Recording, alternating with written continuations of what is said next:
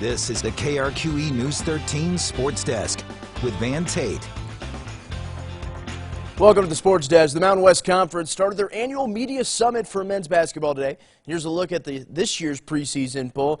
Yep, last year's regular season champ San Diego State takes the top spot with 14 overall first place votes. UNM comes in at number 7, 4 spots below last year's third place position in the preseason poll.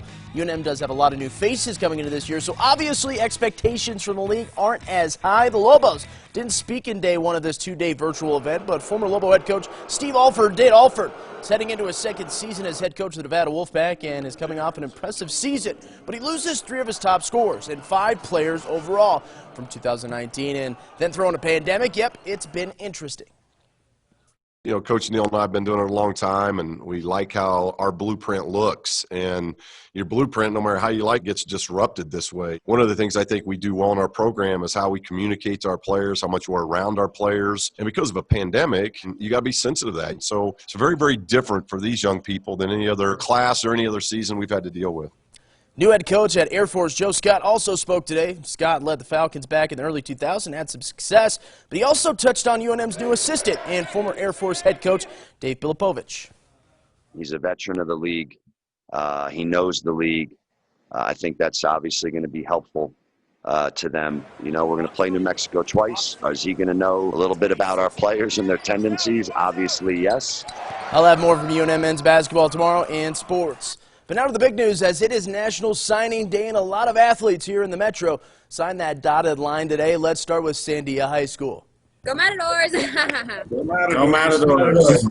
It was a virtual party this afternoon for the Sandia Matadors as they held a solid class of 8 student athletes signing today, including the reigning Gatorade New Mexico Girls Track and Field Athlete of the Year, Adriana Tatum, who is headed to Arizona State. I'm so happy to be going to Arizona State, and I'm so thankful to the Lord and thankful to my mom and my coaches and my family, my whole support group. Sandia had a solid class of baseball signees as well, who were also represented out of the 8 athletes at the Albuquerque Baseball Academy. Day in and day out, it's so much hard work, and being able to actually sign the piece of paper and call myself a Beeve is really exciting. With times of uncertainty, you know, new things come out every single day, so it's good to finally have something set in stone where you can say, like, all right, I'm going here. It's just a great feeling. I was in a tough situation. I was committed to UNM. COVID, kind of eligibility, rosters. FEMA was the place I could develop more and hopefully find a better school after a couple of years there. And sticking with Sandia's, UNM women's basketball signed 3 players today, including the reigning Gatorade Player of the Year, Vienna Cumber. I just want to say thank you to everybody who's helped me get to the point where I'm at. I wouldn't be here without my family, everybody in the community, and I'm just so grateful, and I can't wait to get there and get things rolling. And joining Cumber in the Mountain West Conference will be San Diego State signee and Highland Hornet star Kylie Crawford. Crawford has scored over 1,500 points in her 3 years at Highland and is rated as one of the top 100 players in the country. From at a really young age, I've always wanted this for myself, and I've always seen this for myself, and so just being in this position, it's kind of almost shocking, and I'm a little bit speechless, but I'm really happy that I've made this decision. I'm excited to move forward with it. Yep, congrats to her. But now let's finish with La Cueva, as the Bears had 4 athletes sign their national letters of intent today. Standout girls soccer player Taryn Robles has decided to stay home and play for Heather Dyke in the Lobos.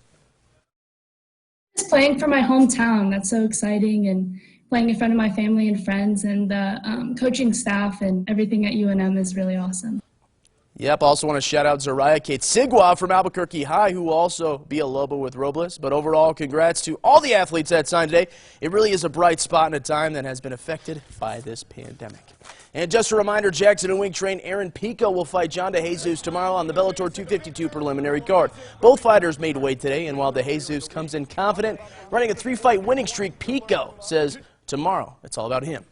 At the end of the day, I'm the #1 man in there, and he's the #2. So where I feel I need to take the fight, depending on where I'm at in the fight, is what I'll do.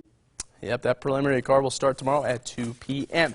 That'll do it for this edition of the Sports Desk. So until next time, good evening, good sports, and good night.